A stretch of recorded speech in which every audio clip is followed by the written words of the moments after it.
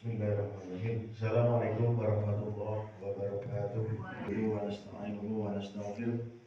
Wa na'udzu billahi min shururi anfusina wa min sayyiati a'malina. Man yahdihillahu fala mudilla lahu wa man yudlil fala hadiya lahu. Asyhadu an la ilaha illallah wa asyhadu anna Muhammadan abduhu wa rasuluh. La nabiyya ba'dahu. Allahumma shalli ala sayyidina Muhammad wa ala ali sayyidina Muhammad. Allah Ta'ala fi kitabil karim ba'da a'udzu billahi minasyaitonir rajim. Bismillahirrahmanirrahim. Qul in kuntum tuhibbuna Allah fattabi'uni yuhibbukumullah wa yaghfir lakum dzunubakum wallahu ghafurur rahim. Wa qala ta'ala kuntum khayra ummatin ukhrijat lin-nas ta'muruna bil ma'ruf wa tanhauna 'anil munkar wa tu'minuna billah. Wa qala Nabi sallallahu alaihi wasallam idza adamat ummati dunya ziyad minha haibatul islam. Wa idza taraka al-amru bil ma'ruf wa nahy 'anil munkar khalimat barakatullahi wa idza tasabbat ummati saqatu min anillah. Sudah kalau ada masalah Rasul Karim maka Rasulullah sallallahu alaihi wasallam. Bapak-bapak, ibu-ibu, adik-adik, rekan-rekan yang sama-sama mengharap ridha Allah Subhanahu wa taala yang kami hormati, yang kami banggakan para tokoh pemerintahan Pak Wali, Pak Jorong, kemudian para alim ulama, para asatid, tokoh adat ini mama, ibu-ibu Bandung yang sama-sama mengharap ridha Allah taala, yang kami sayangi para remaja, mahasiswa UIN Muhammad Yunus Batu Sangkar, terutama Presiden Dema dan juga perangkat. Alhamdulillah, puji syukur kepada Allah Subhanahu wa taala, kita panjatkan shalawat beriring salam senantiasa kita limpahkan ke junjungan kita Nabi Muhammad sallallahu alaihi wasallam. Bapak Ibu yang sama-sama ridha Allah, kalau dihitung kunjungan ke masjid ini lah 3 kali Pak ya? 3. Yang pertama kesasar gara-gara itu TK Babu Salam, ketik Babu Salam yang keluar itu Pak, padahal masjid Babu Salam di bawah kalau nggak salah masjid ya Baringin sampai sini Babu Salam, sholat subuh di sini langsung bablas. Yang kedua memang jadwalnya sini. Yang ketiga ini alhamdulillah kalau mau dihitung lagi Pak Bu, kalau mau dihitung lagi ini masjid ke urutan 208. Alhamdulillah sampai saat ini. Masa kerja saya di sini hari kerja sekitar 284-an. Di samping ke luar kota, ke Padang, kemudian ke Makassar, Surabaya, Malang, Jakarta. Alhamdulillah bisa bersilaturahmi kembali ke masjid ini. Masih ingat Bapak Ibu yang pertama kali kami sampaikan dulu? Lah berapa persen Pak sekarang? Tadi Japui berapa persen? Lah berhasil Pak Bu mengajak anak menerapkan Babalia Asuro. Ini juga buat pemikiran mumpung ada remaja. Baru 3 kali ini saya lihat ada remaja sebanyak ini 3 kali. Yang pertama di Kapuas, yang kedua di mana Pak Suli? Ini baru. Salim Paung nggak? Salim Paung ya. Yang ketiga di sini. Selebihnya Pak tidak ada 20% anak kemenakan kita usia SMP, SMA sama kuliah ini ada di surau waktu subuh. Kalau didikan subuh ya banyak, tapi anak-anak ketek, anak-anak SD. Tapi kalau yang remaja yang seperti ini baru 3 kali ini. Dan ini pun ada program ya Pak Presiden. Kira-kira kalau dibalik ke rumah subuh kan? Sholat subuh kan gitu. Alhamdulillah, Bapak Ibu dan sama-sama mengharap ridha Allah. Kenapa saya sampaikan seperti ini? Karena ini karena sudah kedua Bu ya, materinya agak sedikit berbeda. Agak sedikit, mari kita berpikir bersama-sama. Kalau materi yang pertama biasanya kami selalu mengajak tentang bagaimana kerisauan, bagaimana berpikirnya setiap kita ini bertanggung jawab terhadap bagaimana masa depan tanah datar, khususnya tentang filosofi dan falsafah adat bahasa Isyarat bahasa kita. Ini apalagi untuk kaum muda gitu ya. Tapi mudah-mudahan Pak, rata-rata yang kami ajak berbicara kalau sholat subuh itu langsung nyambung. Mau bapak mau ibu yang sudah sepuh, yang sudah senior gitu, ketika kita ajak berbicara tentang kerisauan terhadap tanah datar itu nyambung. Mudah-mudahan ini juga nyambung karena saya khususkan ini saya titipkan kepada adik-adik kita yang lagi mengenyam pendidikan. Begini Bapak Ibu. Kira-kira kalau kita membuat sesuatu itu ada pedoman atau ada tujuan utama, ada tujuannya nggak kira-kira kalau kita membuat sesuatu? Ada. Kira-kira zaman dulu nenek moyang kita, aku ini mama, datuk-datuk kita yang ulama ini pengen mendidik orang Minangkabau itu tujuannya seperti apa? Apakah ada standar atau pokoknya yang penting jalan atau bagaimana kira-kira? Barangkali ada di mahasiswa bisa berpendapat. Kira-kira ini standar atau tujuannya itu apa kira-kira? Kan dididik terus. Kalau kemarin kan kita berbicara tentang pentingnya pendidikan di Suro ya Bapak Ibu ya. Nah, di Suro itu kan ada pendidikan. Nah kira-kira kenapa kok dididik di Suro? Mau dijadikan seperti apa? Targetnya seperti apa kira-kira? Ada yang bisa jawab? Kira-kira aja, nggak salah nggak benar. Ada? Ayo, adik mahasiswa. Makasih. Ada? Kira-kira kenapa dulu kok disuruh balik ke Suro, dididik di Suro, diajari agama, adat-adat, diajari agama, fikih, diajari agama yang disebut dengan tauhid tidak boleh cacat, yang saat agama disebut dengan Al-Quran, membaca dan menghafalkan. Yang kedua diajari adat. Kan selalu saya berbicara seperti ini di Ucipa. Adat dengan sabana adat teradatkan, diadatkan dan adat istiadat Minangkabau, diajari apa? Diajari yang namanya adat, kata-kata titi, sila, goro, musyawarah mufakat, bagian dari itu. Kenapa diajari disuruh? Tujuannya itu apa? Ataukah ada standar tertentu yang ingin dicapai oleh datuk-datuk kita, ulama-ulama kita zaman ini? Kan ada, kalau bahasa orang Bu, kalau bahasa Bapak yang mulia, kalau bahasa orang kuliah itu ada namanya output dan apa? Input, output, outcome. Tujuannya ini apa? Ada? Linda? Kuliah? Nggak ada yang bisa mencoba. Apa? Sarana pendidikan. Itu prosesnya, tujuannya, standar yang ingin output outcome-nya itu apa?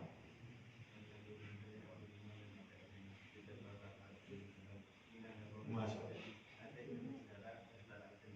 Menciptakan pemuda yang dekat dengan masjid sesuai dengan falsafah adat bahasa syarat bisa kita ubah. Ini baratnya ya. Nah, sebenarnya Bapak Ibu, gampang.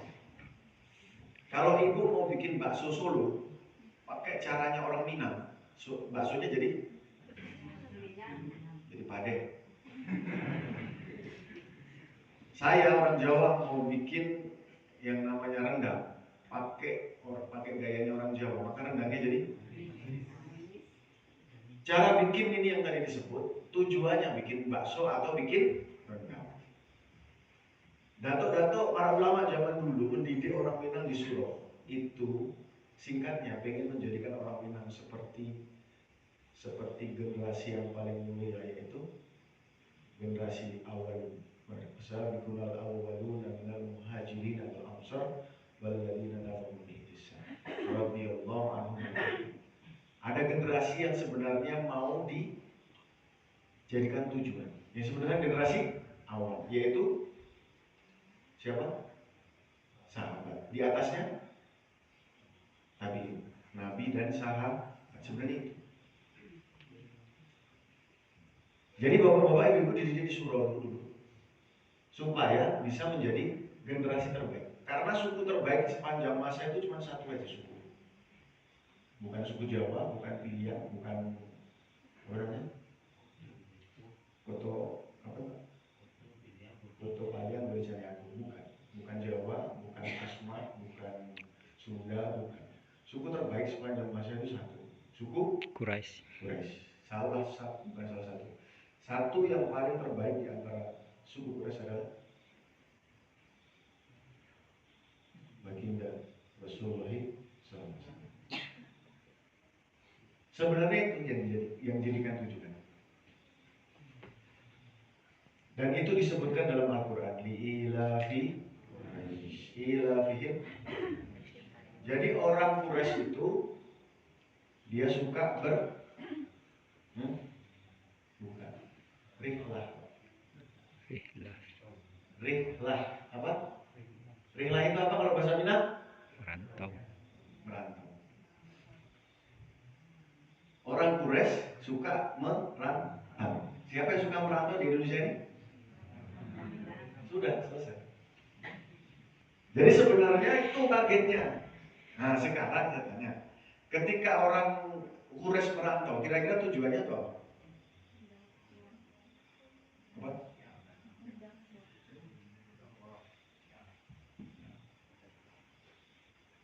Orang Quraisy adalah perantau yang ingin menyebarkan agama. Sekarang orang Minang merantau buat apa?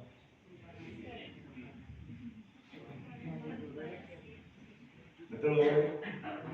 Nah sekarang kita berpikir, wah nggak setel kita Pak kalau ini. Pokoknya kita ini pokoknya harus berpikir ini yang salah di mana kan gitu. Jadi orang Quraisy dia keluar dari ranah Minang, keluar dari ranah Madinah. Tujuan utama adalah menyebarkan agama. Datuk Maulana Hussein dari mana? Datuk Maulana Hussein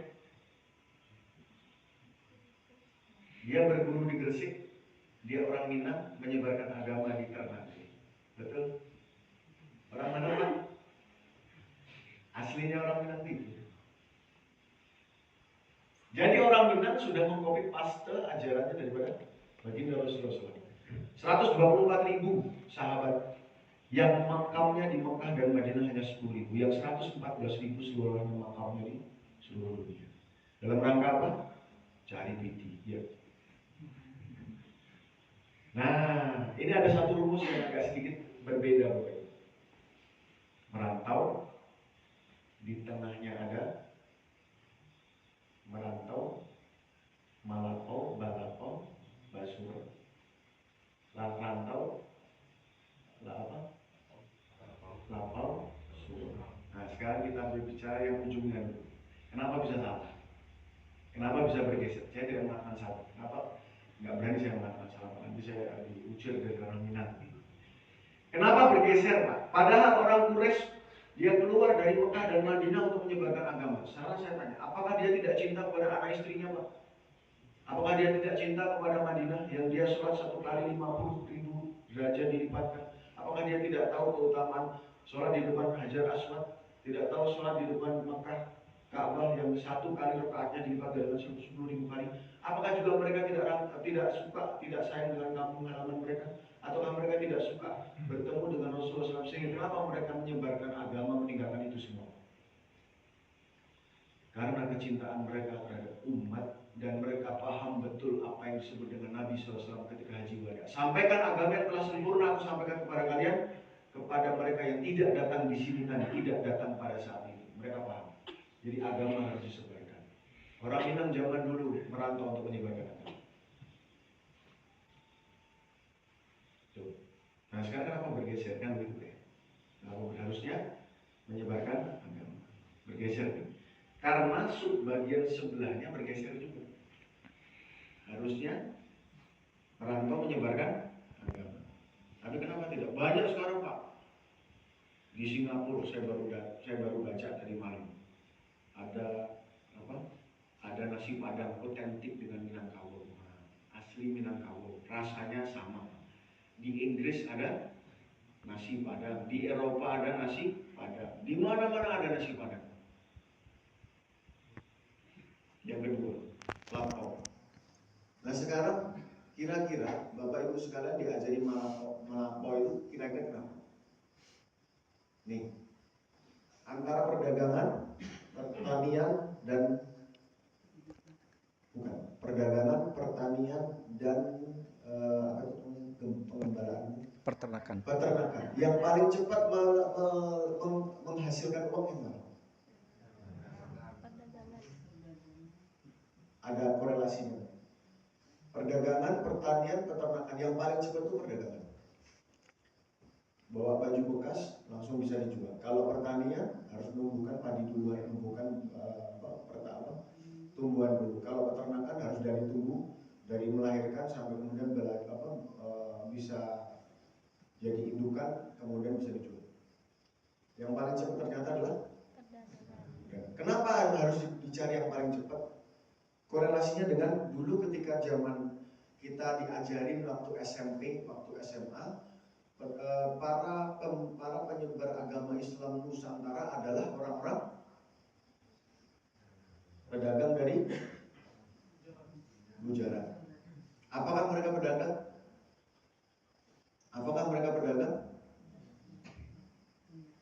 Mereka adalah sahabat Nabi Muhammad SAW yang bukan pedagang. Kenapa mereka berdagang dan terkenal dengan perdagangannya?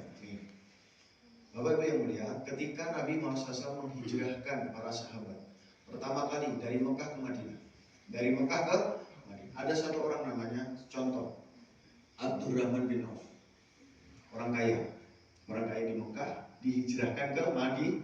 Nah, yang namanya waktu itu adalah Madinah, sebelumnya namanya Yasrib. Kenapa para sahabat hijrah dari Mekah ke Madinah? Karena ingin mendakwahkan agama bersama Nabi SAW, bersama Sayyidina Abu Bakar. Sehingga akhirnya dakwah jalan di Madinah, di Yasrib, maka berubah namanya menjadi Madinatul Munawwarah, sehingga Madinah yang bercahaya. Sehingga 100% seluruhnya agama Islam dan menjadi kota yang sampai sekarang alhamdulillah menjadi rujukan kita kalau kita berhijrah, kita ibadah. Ketika itu, baginda Rasulullah SAW mempersaudarakan Abdurrahman bin Auf dengan satu orang yang namanya Sa'ad bin Rabi, orang kaya di Madinah. Abdurrahman bin Auf tidak membawa apa-apa. Hanya membawa baju yang menempel, barang yang menempel, baik dirinya maupun di onta ataupun di kudanya dia. Kemudian dipersaudarakan dengan Sa'ad bin Rabi. Maka Sa'ad bin Rabi mengatakan, Abdurrahman, kau sekarang saudara saya, saudara dengan bukan satu mama, satu datuk, satu kaum, satu bapak, satu ibu, tetapi satu Akidah. kalimat la ilaha illallah. Maka jadi saudara. Maka kata Sa'ad bin Rabi, kamu saudara. Itu Pak yang juga diajarkan oleh datuk kita zaman dulu. Jadi kalau ada orang yang mengucapkan kalimat syahadat sama dengan kita, berarti itu saudara kita. Maka dikatakan, kamu sekarang jadi saudara saya. Kata Nabi, kamu juga orang kaya di Mekah, sekarang kamu tidak bawa apa-apa. Saya bagi kekayaan saya menjadi dua, separuh buat saya, separuh buat kamu. Kata Sa'ad bin Rabi. Kata Abdurrahman bin Auf apa? Nggak mau. Tunjukkan saja kemana jalan menuju. Dia ngapain Pak? Balapau. Jadi aslinya orang Minang diajari balapau bukan untuk berdagang. Orang-orang Gujarat itu bukan berdagang aslinya, tetapi mereka berdagang supaya tidak merepotkan induk semua. Tidak mau dia repotin Sa'ad bin Rabi. Kenapa sekarang bergeser Pak dagang terus akhirnya dakwahnya enggak? Dagang menjadi tujuan utama untuk merantau, betul Pak? Mohon maaf sekali Pak. Kalau sekiranya orang Minang berpikiran bahwa merantau untuk cari piti, untuk memperbaiki ekonomi, ini buktinya Bapak semua nggak merantau, hidup juga di sini Pak. Saya dari Jawa, jauh-jauh dari Jawa merantau sini hidup juga. Bahwa di bumi Minang ini masih ada rezeki Allah Ta'ala. Bahwa kita ini punya keyakinan bahwa di sini ada rezeki. Betul Pak? Terus kenapa orang merantau cari piti? Melemahkan iman, melemahkan keyakinan kepada Allah Ta'ala kalau memang mengatakan bahwa merantau cari piti. Betul? Sesungguhnya merantau bukan cari piti yang utama. Merantaunya adalah karena mendakwahkan agama. Kenapa sekarang balapaunya digunakan untuk tujuan berdagang? Karena bergeser. Kenapa dua ini bergeser? Karena yang pertama bergeser. Apa yang pertama bergeser? Basurau. Sekarang kita lihat. Pendidikan awalnya supaya kuat untuk balapau dan keyakinannya balapau dan merantau ini dari surau. Yang sekarang kita sama-sama ketahui, sama-sama kita ini lihat bersama-sama, surau kita sangat lemah. Bahkan sebenarnya Pak, sebenarnya surau ini apa? Bukannya sekedar bangunan Pak. Bangunannya sudah roboh, tidak apa-apa. Tapi Tapi saya juga senang Pak kalau ada rumah gadang, oh ini suratnya kecil, saya juga senang gitu. Tapi sekarang oke lah, misalnya kita nih mengatakan bahwa udah laku Pak segala macam, kalau bisa diperbaiki, kalau nggak bisa ya nggak apa-apa. Tapi surau bukan hanya sekedar bangunan Bapak Ibu. Surau adalah spirit, surau adalah tempat pendidikan, surau adalah semangat, surau adalah jati diri dan integritas orang Minang yang hari ini ditinggal. Kira-kira Bapak Ibu sepakat nggak kalau zaman dulu surau telah mendidik orang-orang yang berintegritas, orang-orang Minang, betul? Tan Malaka, Syafruddin Negara, siapa lagi Pak? Tuan Imam Bonjol, betul Pak? Nah kenapa kalau Bapak Ibu semuanya punya keyakinan bahwa surau telah menjadikan orang-orang Minang berkualitas, kenapa sekarang tidak dipakai? Betul? Itulah kenapa Polres Tanah Datar, khususnya saya selalu akan mengajak bahwa Babaliaka. Kalau Anafis mengatakan robohnya surau kami, saya mengatakan balik ke surau. Surau kami tidak roboh. Kaitannya dengan keamanan Bapak Ibu ya. Kaitannya dengan keamanan, saya jelaskan sedikit untuk mahasiswa. Balik ke surau itu saya berdirikan di atas 2 tonggak. Yang pertama, satu yang kita sebut dengan namanya konsekuensi. Balik ke surau. Kenapa sih diambil namanya tagline Balik ke surau? Ada 2 konsekuensi dalam hal keamanan dan ketertiban. Yang pertama adalah tonggaknya konsekuensi, akibat. Bu, Ibu pernahkah bikin lubang donat? Lubang donat? Pernah Bu? Saya mau bikin lubang donat. Pernah? Hah? Atau adik-adik bantuin bikin apa Mak? Bikin lubang donat gitu. Ada Bu? Tidak. Ada? Enggak. Yang Ibu buat, yang Ibu bikin? Kenapa ada lubang donat? Karena konsekuensi, akibat. Yang kedua contoh, namanya kegelapan. Gelap adalah sebuah konsekuensi dari ketiadaan cahaya. Maka Bapak Ibu ya, saya perkenalkan, sesungguhnya kejahatan adalah sebuah konsekuensi. Konsekuensi dari apa? Ketiadaan kebaikan. Kalau pengen mengusir gelap, jangan dihus-hus, gelap dikit, gak usah. Datangkan cahaya, maka gelap akan hilang. Kalau yang namanya kejahatan datang, memang Pak, secara hukum, kejahatan itu bisa diatasi dengan 2 perkara, yang namanya represif, yang namanya preventif. Bahasa Qur'annya amar ma'ruf, nahi. Tapi konsekuensinya Pak, saya sebutkan Ibu sekalian, ada di sekalian. Represif, penegakan hukum, cenderung hukum hubungannya dengan sakit, mahal, mati, tidak enak. Contoh, anggota saya kemarin dobrak pelaku narkoba.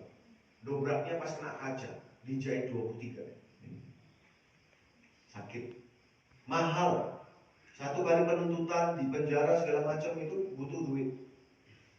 Gak enak kalau bapak di penjara, anaknya keleleran, istrinya juga keleleran. Mohon maaf. Dengan represif itu ini. Amar ma'ruf naik mungkar. Amar ma'ruf naik mungkar turun. Amar ma'ruf turun naik mungkar. Nah sekarang yang kita ciptakan di Tanah Datar, Babalik ke surau, 1 hari 1 silaturahmi Pak untuk anggota Polres Pak. Itu adalah menciptakan kebaikan. Kalau untuk membuat orang pintar banyak Bu. LBH, LPK ya, lembaga pelatihan kursus, lembaga pelatihan dan kursus. Kalau membuat orang pintar, kemudian kursus, kemudian sekolah, university, ini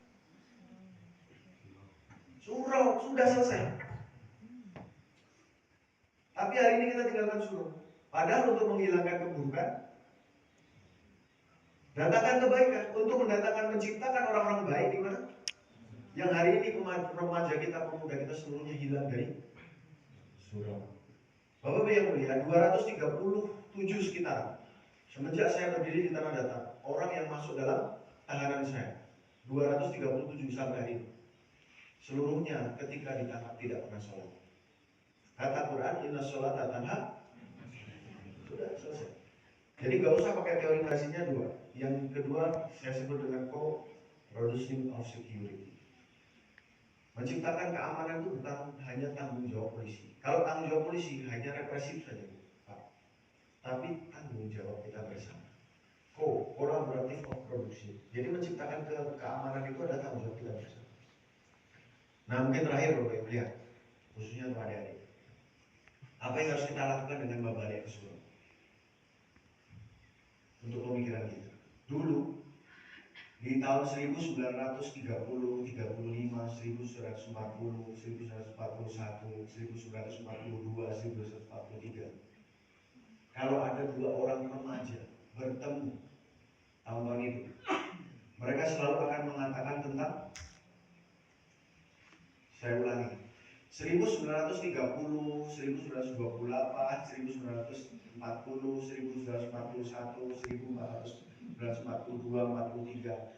Dua orang remaja bertemu, mereka akan Assalamualaikum, merdeka. Bung, gimana? Besok hari Jumat akan ada pasukan menyeberang lewat Tanjung Baru dari arah Payakumbuh. Oke, kita bicara. Kita kumpulkan dulu seluruh rekan-rekan kita. Assalamualaikum, merdeka. Kemudian mereka berbicara, saling berbicara. Akhirnya dalam pembicaraan tersebut disepakati. Kamu menjadi koordinator nanti yang meledakkan jembatan. Kamu jadi koordinator nanti yang merampas senjata. Kamu jadi koordinator nanti yang membunuh jenderal. Kamu menjadi koordinator untuk merampas daripada mobil-mobil mereka untuk kita manfaatkan. Dibicarakan. Kemudian hari Kamis malam mereka berangkat dari Batu Sangkar menuju Tanjung. Hari Jumat pagi rombongan Lemo, mereka sudah ada di tempat. Mereka kerjakan apa yang mereka bicara, dan mereka kerjakan. Dan dimanapun itu seluruhnya, Jogja, Sumatera, seluruhnya seperti itu. Mereka bertemu, mereka bicarakan, kemudian di hari-harinya mereka kerja. Maka 1945 terwujud atas berkat rahmat Allah Subhanahu. Ada sunatullah di sana.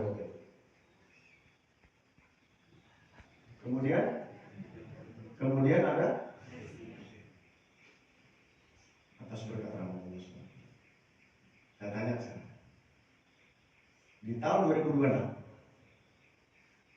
bulan Juni, dua orang remaja Tanah Datar bertemu berbicara masalah apa ini?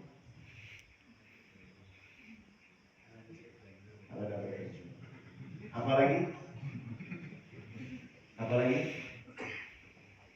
Apa lagi Pak? Bu, dua orang remaja hari ini bertemu di Tanah Datar bicara tentang apa?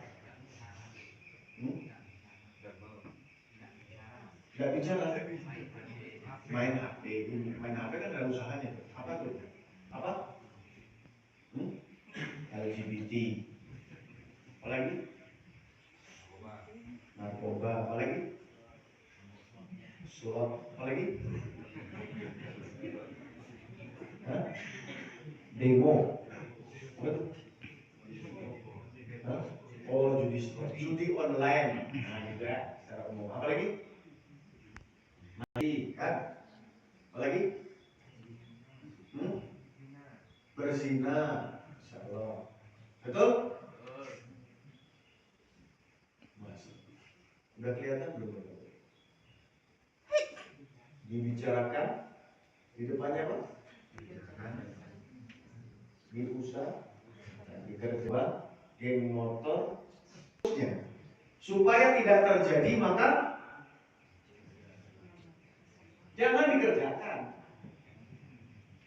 Supaya tidak dikerjakan maka jangan mulai dibicarakan. Di mana tidak boleh berbicara buruk? Ketemu lagi. Ya Allah. Dulu Bu, Bapak Ibu. Jadi akhirnya lulusnya ketemu. Jadi sekarang kalau itu masa depan segala macam, nah itu kan orang-orang yang sudah balik surau. Coba lihat itu di mana di Sindoma atau di mana lapang segala macam. Pemuda kita hari ini ngomong. Kenapa ngomong seperti itu? Karena tidak pernah ke surau. Zaman dulu ini kuat di dalam pemikiran. Satu orang mengatakan, oh orang Minang itu pandai berkata-kata. Urung nanti dua ahimpin nak bermain kata-kata itu Pak? Bukan. Saya bilang bukan bermain kata-kata, itu pandai memahami makna. Karena pintar di sini. Orang pintar itu harus pintar. Jadi kalau mau berubah sesuatu, menetapkan program, nah itu lihat apa esensinya, inputnya apa, prosesnya bagaimana, outputnya apa, buat tawasau, amar ma'ruf nahi munkar. Ada basandi syarat basandi kitabullah, suatu saat akan hilang dari sini. Mau Bapak Ibu? Sudah terbukti belum sekarang? Kami, saya tidak ikhlas. Maka kami turun ke lapangan setiap hari bersama dengan teman-teman. Karena nggak ada tanggung jawabnya, tugasnya masuk masjid macam kiai gitu. Cari-cari cari-cari amplop. Kami merasa tidak rela. Suatu saat ada tugasan syarat-syarat yang tidak boleh hilang dari rumah. Busek jalur Minangkabau ada tugasan syarat-syarat besar kita boleh hilang Pak. 50 kota dan agam juga akan hilang. 3 rumah ini hilang ABS SBK-nya, maka Minangkabau hilang. Minangkabau hilang, maka Melayu akan hilang. Tinggal sekarang kita mau hanya bercerita-cerita dahulu atau mau bertindak secara real. Bertindak secara real. Turun ke lapangan. Jadi mohon maaf Bapak Ibu, ini bukan ceramah. Ini menggugah bagaimana kerisauan kita kepada pusat daripada Minangkabau yang punya Sumpah Sakti Bukit Merapen, yang punya Luhak Nangko Busek Jalur. Siapa yang mau memikirkan ini kalau dengan kita? Maka yang paling rendah, yang paling bisa kita kerjakan, kita kerjakan. Saya selalu mengatakan kerjakan, istiqomah, dan jangan berpikir hasil. Kerjakan, istiqomah, jangan berpikir hasil. Kirimlah orang-orang kita ini untuk mendakwahkan agama. Dan saya juga curiga Pak, di Jakarta itu jangan-jangan karena orang Minang juga. Di Jakarta itu ada namanya Kalideres. Saya cintai, saya banggakan. Ini adik-adik nangkap ya? Nangkap ya? Mau dijadikan apa sih kita sekolah ini? Masya Allah. Zaman dulu nggak ada universitas, zaman dulu nggak ada sekolah-sekolah. Tetapi peran keluarga menjadikan anak-anak mereka menjadi anak-anak yang soleh, hafiz, alim, dan jadi punya semangat dan dedikasi yang tinggi kepada agama.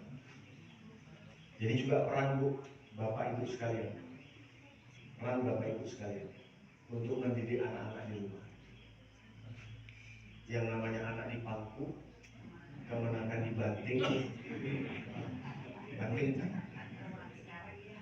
Sekarang ya, jangan dibanting, dibimbing. Anak dipangku, kemenangan dibimbing, orang kampung dipatinggalkan, ini jangan dipisah. Jangan dipisah, harus dijadikan. Banyak fenomena Bapak Ibu yang saya amati waktu dia lahir, seluruhnya harus bergerak. Nah sekarang nih Pak polisi Pak, lah jadi orang tua, lah jadi dato Pak, lah jadi warga masyarakat.